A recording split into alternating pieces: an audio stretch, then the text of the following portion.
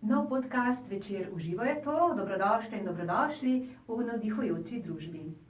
Tudi tokrat vam bomo nanizali nove razloge in načine, kako povabiti več radosti v svoje življenje. V naslednjih minutah bomo govorili o moči meditacije, pa o tem, kako ustvariti obilje, kako živeti svoje potencijale, svojo kreativnost in skratka, kako sploh živeti polno in zavestno. Z nami je znan predavatelj in avtor številnih knjig o duhovnosti, raziskovalec zavesti in ustanovitelj Duhovne akademije. Naj povemo, da bo naš sogovornik tudi gost Večera uživo, ki bo 23. januarja 2020 v Mariboru.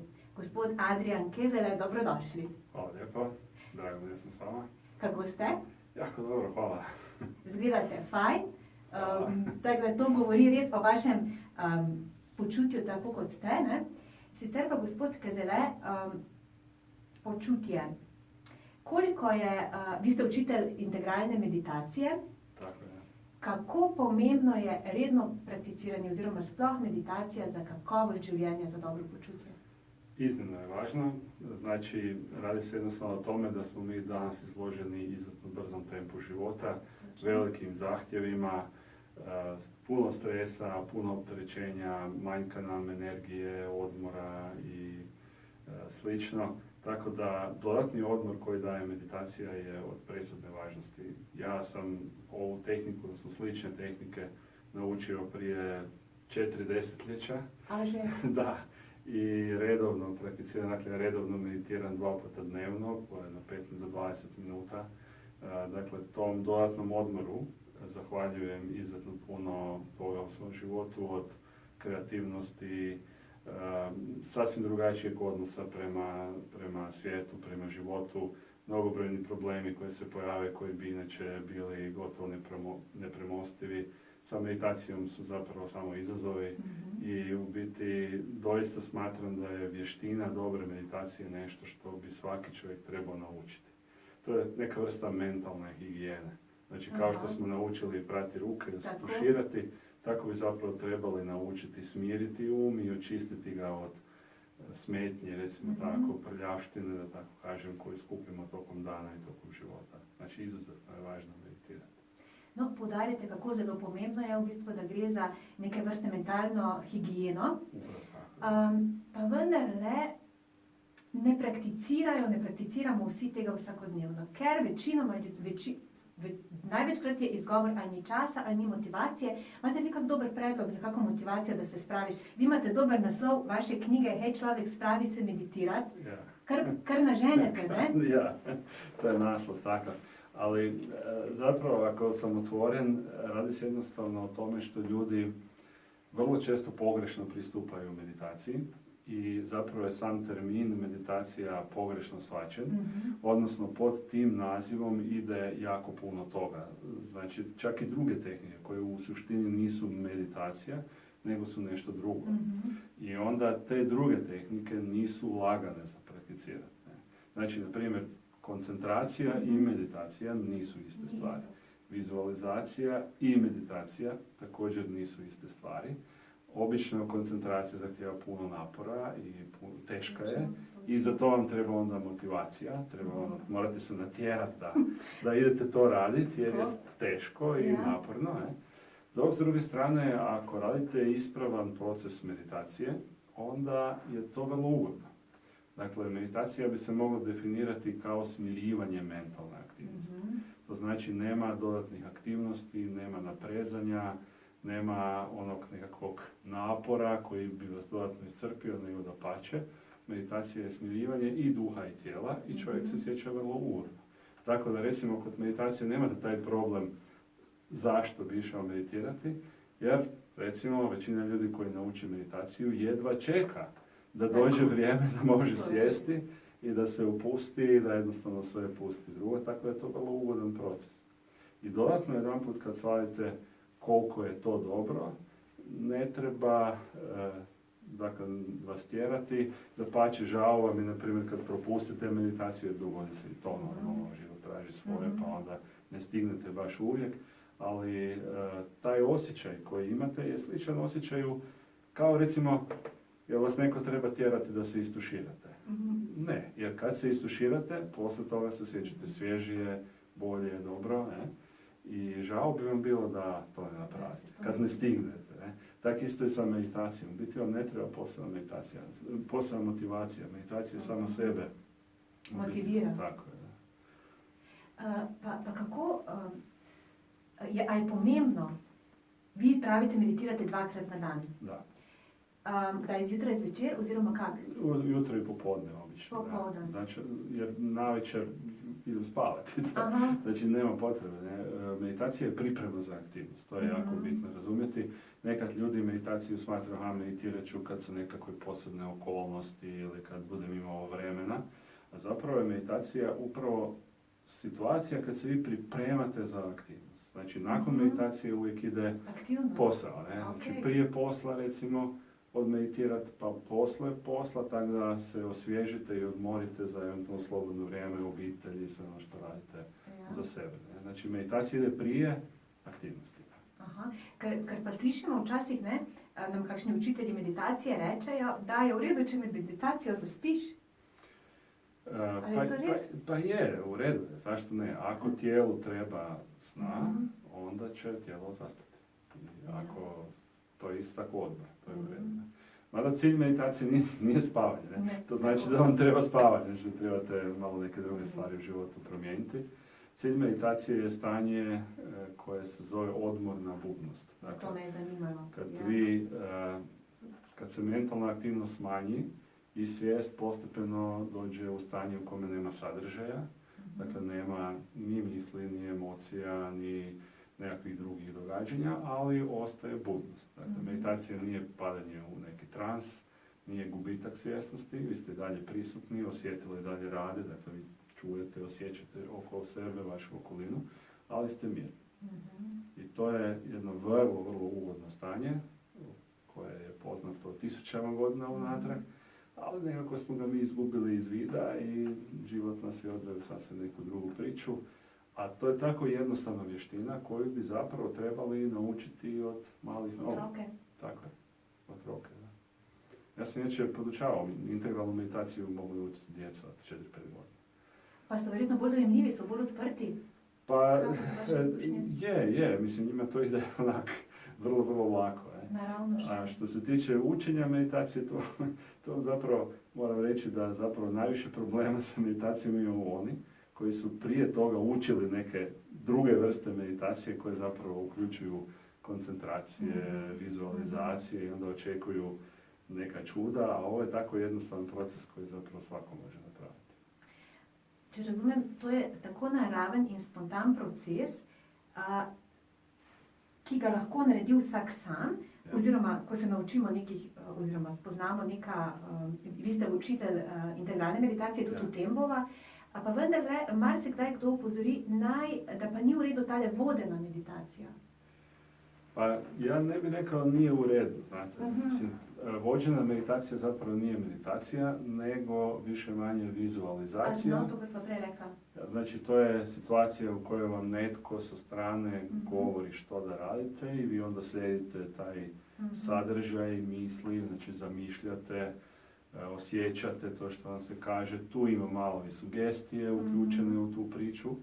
I takav postupak može dati neke dobre rezultate jer je uglavnom ugodan, aktivira određene dijelove našeg duh-tijela sustava i sam po sebi nije on loš. Ali, ako govorite stvarno o smirenju mentalne aktivnosti, onda govorite o sasvim drugom procesu. Jer kad vi u vizualizaciji usmjerite pažnju, ne znam, vizualizirate čakre ili neku svjetlost ili neku ugodnu scenu za sebe, dakle vi ste usmjerili u nekom smislu i on ostaje aktivan. Znači on je aktivan na pozitivnom ugodnom sadržaju. On se ne smiruje. Meditacija je dakle suprotno toga, smirivanje mentalne aktivnosti i prestanak funkcioniranja uma. To je dakle sasvim drugačiji proces i to je to što ljudi zovu to meditacijom jer ok, svako može nazvati tehniku kako god hoće, niko nema monopol na izraz meditacija, ali kad pristupate već tom području, dobro je se malo informirati i pogledati što se radi u kojoj tehnici sa kojim ciljem. Znači vizualizacije i te vođene meditacije pod navodnicima, one se rade zbog nekakvog ja bih rekao, relativno površnog opuštanja ili pak povezivanja sa određenim energijama u tijelu, možda čak i nekog iscjeljivanja ili tako dalje, što je samo po sebi u redu. Međutim, meditacija je osnovnija tehnika, to je više prema korijenu, gdje doživljavamo stanje svijesti po sebi, koje je osnovno stanje našega postojanja. I onda iz njega, kad idete raditi bilo što drugo, uspješni ste u tome. Kot neka matrica, ne, ko je zavest, je potem matrica za življenje, ne? Recimo tako. Nekako, da. Zdaj omenila sva že, da je že tretjič integralno meditacijo. Zakaj gre pri tej meditaciji? Ali sva že zdaj zajela to notri? Rekli smo, evo, mogu još dodatno reći, jer nekad ljudi pitaju, ja stalno govorim o laganom procesu, prirodnom procesu. I onda me pitaju, a dobro, zašto mi to onda moramo učiti, zašto mi to ne znamo sami po sebi? No, tudi to res, zakaj? Pa gledajte, prva stvar je da znamo samo po sebi, to je zapravo najsmiješnije u svemu tome. Znači ima većina ljudi to stanje koje se postiže sa meditacijom, tu i tamo doživljava spontano. Znači nije to neka nepoznanica. Bilo je čak nekakvih psihologa koji su istraživala, recimo Abraham Maslow je istraživao takozvana vrhunska iskustva, tako je zvao plato doživljaje, koje onda je ustanovio da ljudi koji spontano to doživljavaju više, da su uspješni u životu, znači da su uspješni poslovni ljudi, sportaši, umjetnici. Znači to mi doživljavamo, ljudski um je sposoban to doživjeti sam po sebi. Evo primjer, to možete doživjeti u susretu sa velikim prirodnim ljepotama. Dakle, recimo doći negdje na planinu, vidjeti neki prekrasan prizor i u tom trenutku vaš um zapravo stane. Vi ne razmišljate ništa, vi se pretopite sa tim iskustvom. I to iskustvo pretapanja je u biti vrlo, vrlo ugodno. I onda, joj, samo da mi je toga još. Znači, onda hoćete to. Međutim, ne možete to postići namjerno. Ne možete to postići kad ste u gradu, kad ste u svojim poslovima. Znači, meditacija vam omogućava da to iskustvo unutarnje tišine postignete bilo kad, doma, ujutro, u svom stolcu, doslovce na poslu, možete sjesti negdje sa strane, meditirati i približiti se tom iskustvu. Sad, znači, prirodno je i ono što isto ljudi često zaborave je da čak i stvari koje su prirodne, ipak mi moramo naučiti. Recimo, prirodno nam je hodati. Jako je prirodno, ali smo to naučili. Zato jer su nam roditelji nas malo pridigli, pokazali, imali smo primjer i tu je sad problem. Ne? Znači, našem umu je prirodno smiriti se, ali ko nam je to pokazao? Kad ste vi to vidjeli? Ja to nisam vidio u djetinjstvu, ja sam to morao isto naučiti. Ne? Dakle, to je ko da u djetinjstvu nismo naučili hodati, makar je to prirodno, sad nam netko treba malo pokazati kako se to radi. I kad ja podučavam integralnu meditaciju, tu nema previše priče, nema previše filozofije, objašnjavanja. Radi se jednostavno o tome da čovjeka stavim u situaciju kada će to napraviti sam od sebe. I pa vrlo često se to dogodi tako da ljudi ne znaju da im se dogodilo. Znači sjednu, mi prođemo kroz vrlo jednostavne korake, jedan put puf. To je to, dogodilo se. Tako da sam ja, sad da kažem, ispraksirao sam tu vještinu podučavanja, ja već to radim više desetljeća, podučio sam integralnoj meditaciji, ja ne znam, vjerojatno oko 20.000 ljudi. Znači, praktički imam vrlo, vrlo veliko iskustvo u tome što napraviti u kom trenutku i taj proces ide zapravo vrlo brzo. Vi u roku od 2 dana, sve skupa možda 7-8 sati, znači 2, 3, 4 sastanka, jedna individualna instrukcija, i vi ste osposobljeni za cijeli život. Ne trebate ulaziti ponovo, ništa, jednostavno naučite to i to je to. Poslije to koristite ko hodanje. Hodate i to je to. Tako isto meditirate i to je to. Opremite, nas spomnite spet, da se opremimo s tem znanjem, ne? Spravili. Kot sva že rekla, 23. januarja 2020 boste z nami na večeru v živo. Tam vas ste spoznali tudi kot tudi preko vaše vloge, ste učitelj Džotiša. Da, to je isto jedna vještina koju sam s vremenom primjenjivao i smatram ju vrlo, vrlo korisnom. Ja. To je astrologija, znači neka vrsta, nego to je indijska astrologija. S tim da bi ja to uvijek kad govorim o tome, uvijek naglašavam da se ni sam Džotiš, a ja posebno, da se ne bavimo predikcijama. Aha. predviđanje. Ne? Mhm. I ono što ćemo mi govoriti, znači to je sljedećoj godini, nije predikcija. Mhm. Ja danas ljudi jako znati željeni vrlo često pitaju, dobro, dajte nam recite šta će mi se dogoditi. Ja moram reći, ja pojma nemam šta će se vama dogoditi. Ne znam čak ni što će se svijetu dogoditi. Mhm. To je više onako, znači, ko vremenska prognoza. Ne? Mogu reći da je vjerojatno za kišu tolika i tolika, jel? Da je vjerojatno za sunce tolika i tolika, će vrijeme biti tako i onda vi uzmete kišobran ili ne uzmete kišobran. Dakle, tako funkcionira i Džotiš, samo što je on vrlo precizan u tim razdobljima u smislu kad je povoljno razdoblje za nešto, kad je nepovoljno razdoblje, kad treba malo više paziti. Ne? I onda vi zapravo ulazite u neku vrstu među igre sa tom mapom. Ko da vam sad neko kaže, ok, tam na 5. kilometru ceste je rupa. Ne? Aha. Pazite. Ne? Tako, I sad, da li će neko uletiti u tu rupu ili neće, ja pojma nemam, ne znam, to će taj čovjek napraviti. Ali ja mogu reći, tamo je rupa. Pa sad ko pazi, on će rupu zaobići. I to je zapravo svrha toga. Nije dakle predikcija, nego upozorenje na eventualne opasnosti, odnosno isto tako upozorenje na neke dobre stvari. Jer vi nekad imate super razdoblja, a ljudi ne naprave ništa. A mogli bi. Ne? Mogli bi iskoristiti to dobro razdoblje. Ne? I uzgled sljedeća godina je dobro razdoblje. Je dobar potencijal, ste rekli. Dobar potencijal kojeg treba iskoristiti za, prije svega za neke, ja bih rekao, iznimne ostvarenja, možda nekih želja ili planova koje dugo nismo mogli napraviti ili smo ih odlagali. Znači, ima jedan vrlo snažan energetski potencijal. Ja sam već čak u toj analizi uvijek dam godinu neko ime. Ova dosadašnja, 2019. nju sam nazvao godinom iskušenja. Znači, ona je bila relativno loša, iskušavala nas je i bilo je dosta kriza. A ova koja dolazi, nju sam nazvao godinom iznimnih postignuća. Dakle, ako se ljudi usmjere, ako slušaju svoje srce i vjeruju sami sebi, imat će podršku prirode i moguća su iznimna postignuća. Dakle, ono o čemu ste sanjali, a nikad se niste usudili napraviti, 2020. je godina. Fajn. To je zdaj bil Džotiš. Sicer, rekla sva, Džotiš govori o, ta astrologija indijska, se rekla, o nekih potencijalih, nekih možnostih, ki jih lahko izkoristimo. Tako je, da. In se kar precej v tem razlikuje od te zahodne astrologije, ne? Pa imaju u zapadnim sustavima, ja ću reći, mudrih astrologa koji znaju da to pitanje predviđanja nije uvijek pametno, da je uvijek neka međuigra između postupaka i iz nekakvih datih ritmova. I u Džotišu ima onih, nije Džotiš jedinstveno tijelo, ima vam onih koji će vam ići na predikcije baš i po Džotišu. Ne? Zato kažem, to je pitanje pristupa, ne? Moj pristup koji je u skladu, siguran sam, sa izvornim načelima Džotiša, dakle ne predikcija, nego preventiva i upozorenja. Kaj pa moment v Džotišu sadesati oziroma teh 7 let žalosti?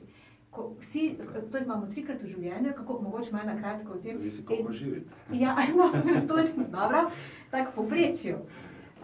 Ljudje se ustrašijo, in zdaj bom takrat doživel najbolj traumatične zadeve. Kako je s tem? Kaj je sporočilo tega obdobja? Moj zadnji sadesati koji je bio tamo krajem 90-ih, znači sad sam negdje na sredini između jednog i drugog, je bilo skoro najbolje razdoblje mog života.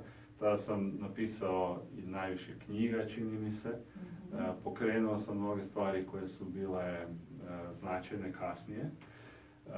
Tako da strahu apsolutno nema mjesta, ali ono što trebate imati na umu je da to razdoblje zapravo zahtijeva čovjeka da se pozabavi temeljnim pitanjima u svom životu.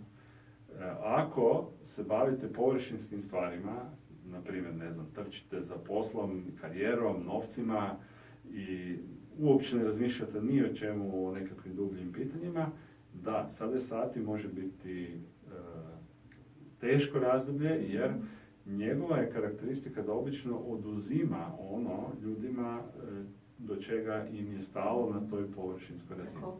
Ali preventivna mjera je za to da se bavite duhovnim stvarima. Na primjer, da meditirate, da niste samo angažirani koliko novca, koliko karijera, gdje ću završiti, gdje ću putovati, nego da idete malo unutra. Ako idete unutra, nema razloga da vas sada sati plaši.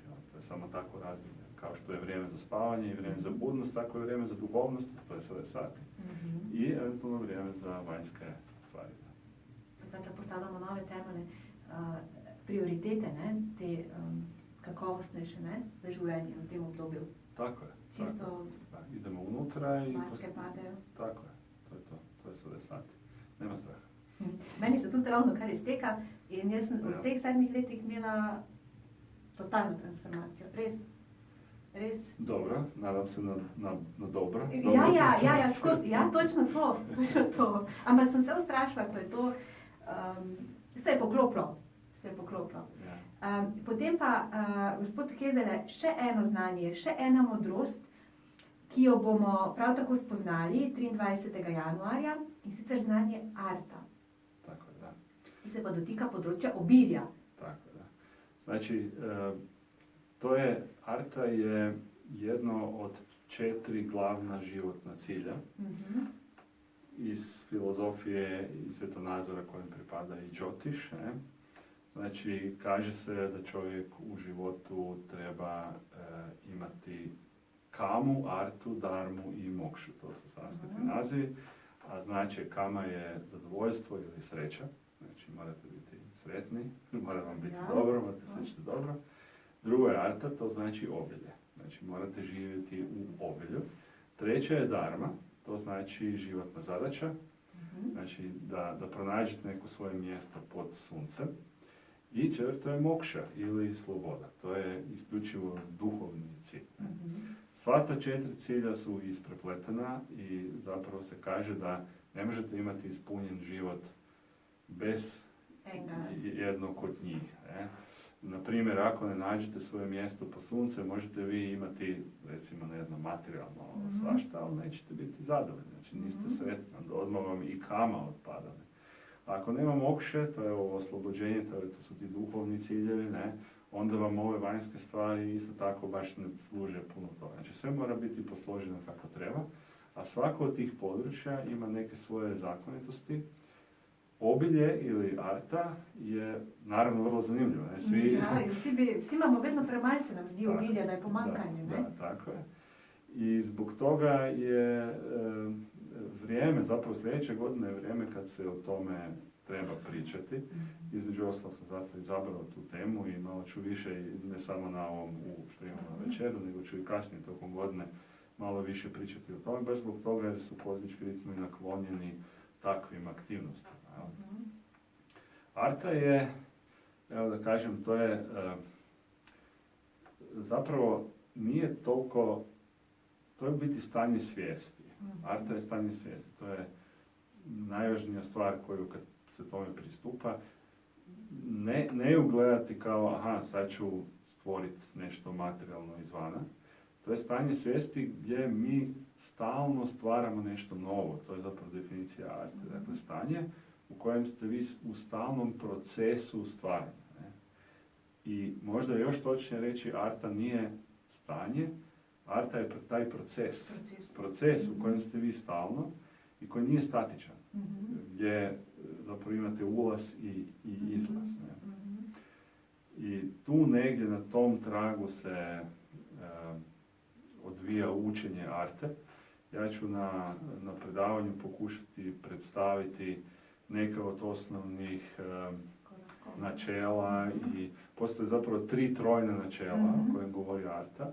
Svaki od njih ima neke svoje karakteristike i zapravo bi vježbanje ili uvođenje arte u svoj život značilo da mi svako od tih 9 načela, dakle 3 trojna, da one budu prisutne u našem životu u svakom trenutku, posebice u onim djelatnostima koje nam služe za egzistenciju. Dakle, naš posao, ono što mi radimo i iz čega dobivamo sredstva, energiju za egzistenciju.